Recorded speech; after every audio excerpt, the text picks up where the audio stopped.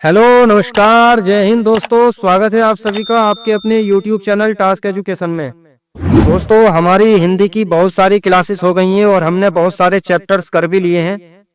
यदि आपने जो पिछली वीडियो हुई हैं वो सब की सब नहीं देखी हैं तो मैंने उन सभी वीडियो का कंप्लीट प्लेलिस्ट बना दिया है। उस प्लेलिस्ट का लिंक आपको डिस्क्रिप्शन में भी मिल जाएगा और कमेंट में भी मिल जाएगा। आज हमारा चैप्टर होने वाला है काल, जिसको इंग्लिश में बोलते हैं टेंस। तो टेंस यानी काल हम इसको कंप्लीट करने वाले हैं। मात्र 20 या 25 मिनट ही लगेंगे, हम इसको कंप्लीट कर लेंगे। और देखिए दोस्तों, ज्यादातर हमारे वीडियो 20 या 25 मिनट में ही कंप्लीट चैप्टर हमारा हो गया है। जो आप घंटों घंटों जिस चैप्टर को आप जो है कंप्लीट करने में वीडियो देखते होंगे, तो वो अब आप मात्र 20 या 25 मिनट में ही कर सकते हैं। तो दोस्तों ये बहुत अच्छी तरीके से मैंने हर एक चैप्टर को बहुत अच्छी तरीके से कराया है। हर एक वीडियो देख लेना और बहुत अच्छी तरीके से नोट्स भी आपके बने बनाए आपको मिल रहे हैं। तो आज है हमारा काल टेंस।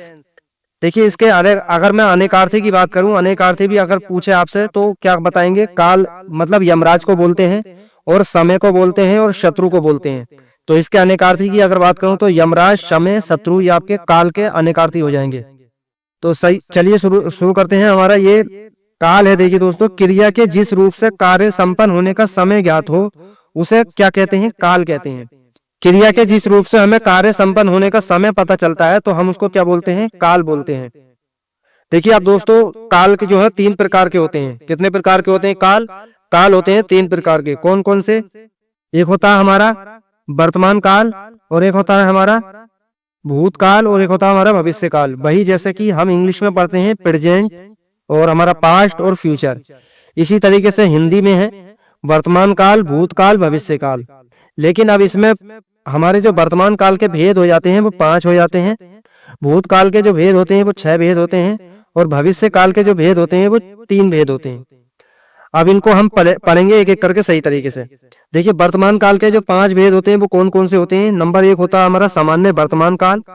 नंबर 2 तात्कालिक, इसको अपूर्ण वर्तमान काल भी बोल सकते हैं, तात्कालिक या अपूर्ण वर्तमान काल।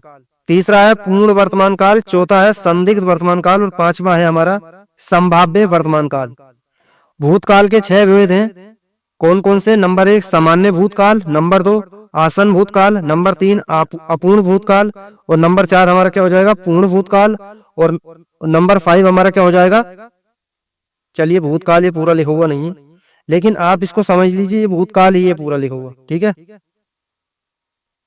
और हमारा पूर्ण भूतकाल और संदिग्ध भूतकाल नंबर 5, और नंबर 6 हमारा क्या हो जाएगा? हेतु हेतु मद भूतकाल।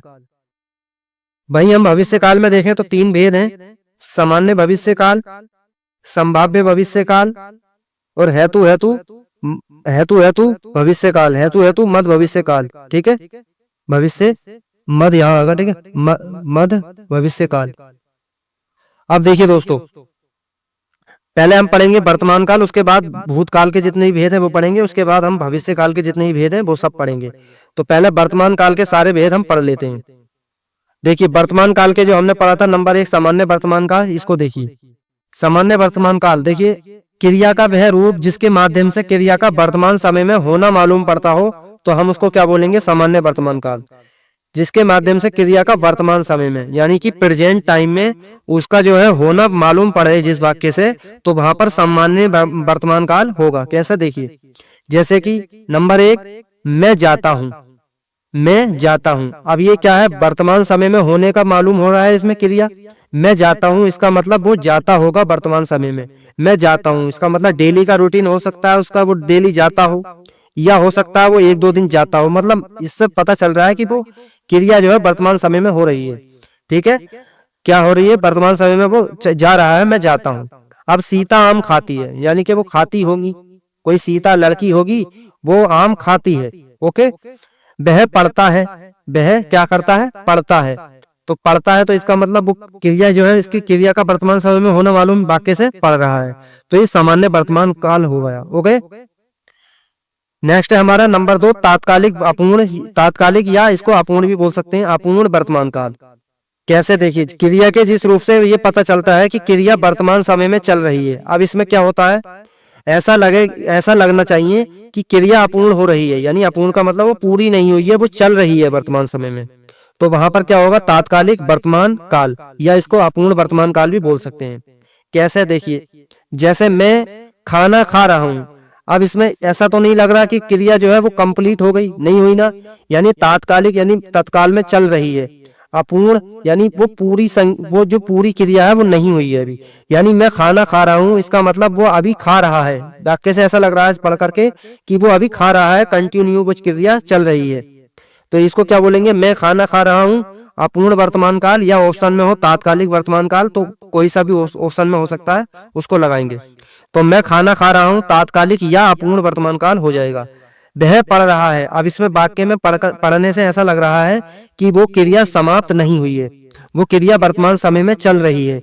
तो वह पढ़ रहा है, इसका मतलब वो कंटिन्यू पढ़ रहा है। तो यहाँ पर क्या हो जाएगा, तात्कालिक अपूर्ण वर्तमान काल। इसी तरीके से और भी एग्जाम्पल्स आप अपनी किताब में जो भी आपके पास हो वो आप देख सकते हैं। मैंने इसके शॉर्ट नोट्स बनाए हैं, जल्दी से ये चैप्टर कंप्लीट हो जाए, इसलिए इस तरीके से एक दो एग्जाम्पल्स ही हर किसी के लिए हैं। जब आप क्वेश्चन प्रैक्टिस करेंगे तो इससे संबंधित जो भी है और एग्जाम्पल आपको पता चल जाएंगे। चलिए नंबर 3 देखते हैं, पूर्ण वर्तमान काल। वर्तमान में क्रिया के पूर्ण होने का बोध हो।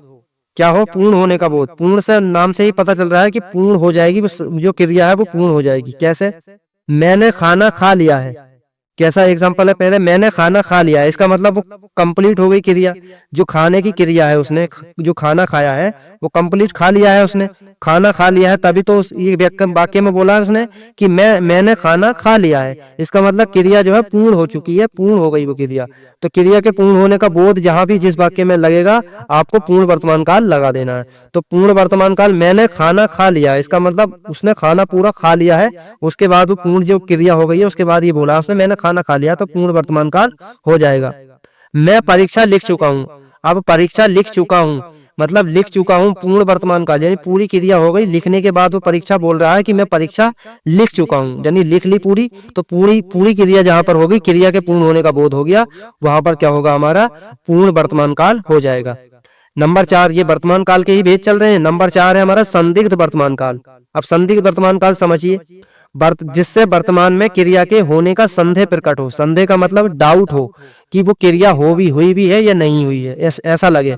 संदिग्ध वर्तमान काल, जहां पर भी आपको संदिग्ध देखने को मिले, यानी क्रिया में संदेह का भाव प्रकट होगा, कि वो संदेह का भाव मतलब ऐसा लगे जैसे कि आप किसी चीज पर संदेह करते होगे, किसी पर आपका डाउट होगा, तो ये ऐसा हो भी सकता, नहीं हो सकता। तो इस तरीके से जहां पर भी आपको देखने को मिलेगा वहां पर संदिग्ध वर्तमान काल हो जाएगा। कैसे, देखिए, वह पढ़ता होगा। अब वह पढ़ता होगा, आप अपने आप से बोल करके देखिए, यार वह पढ़ता होगा, पढ़ता होगा, वो पढ़ता होगा मतलब संदिग्ध वर्तमान काल। ओके, जिससे वर्तमान में क्रिया के होने का संदेह प्रकट हो, वह पढ़ता होगा, यानी संदिग्ध वर्तमान काल ये हो जाएगा। सीता बाजार जाती होगी, अब कोई सीता लड़की होगी तो वो बाजार जाती होगी, तो यहाँ पर क्या हो जाएगा, हमारा संदिग्ध वर्तमान काल। अगला है हमारा संभाव्य वर्तमान काल। नंबर 5 हमारा संभाव्य वर्तमान काल।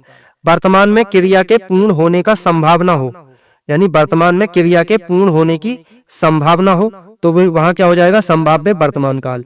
वह पढ़ता हो, यानी संभावना हो रही है इसमें, वह पढ़ता हो, शायद वह मुरादाबाद से आए, एमबीडी मतलब मुरादाबाद से आए हूं, तो शायद लग जाए जहां पर, मतलब क्रिया के पूर्ण होने की संभावना जहां पर भी आपको प्रकट होगी, तो वहां पर क्या होगा, संभाव्य वर्तमान काल हो जाएगा। तो ये वर्तमान काल के सारे हमारे 5 भेद हो गए हैं।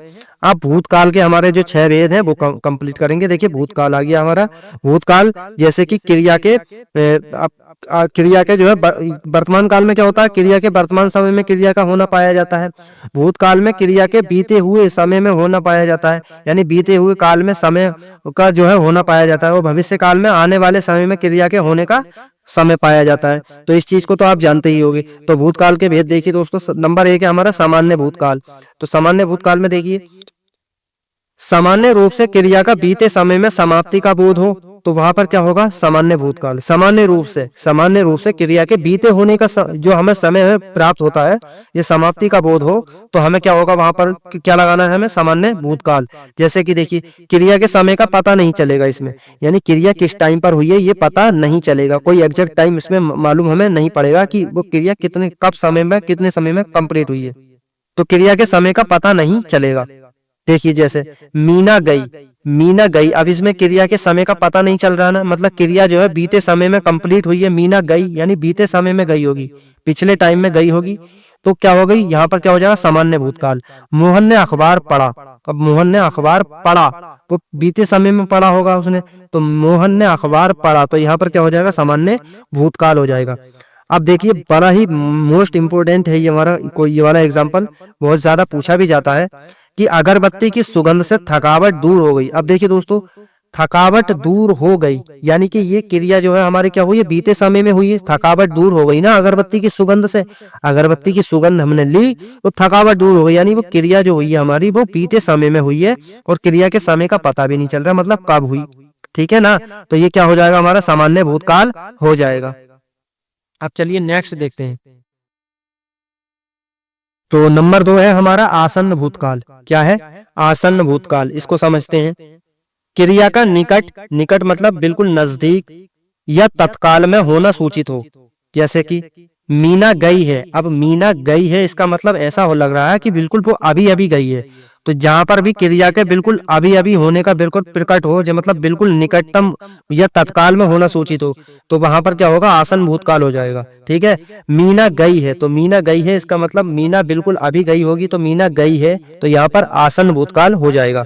मोहन आ चुका है, मतलब कोई अगर आपके घर में मेहमान आए तो आप क्या बोलेंगे, मेहमान आ चुके हैं, इसका मतलब मेहमान आ गए होंगे, बिल्कुल अभी अभी आए होंगे मेहमान, तो आप यही तो बोलोगे मेहमान आ चुके हैं यानी आ गए मेहमान।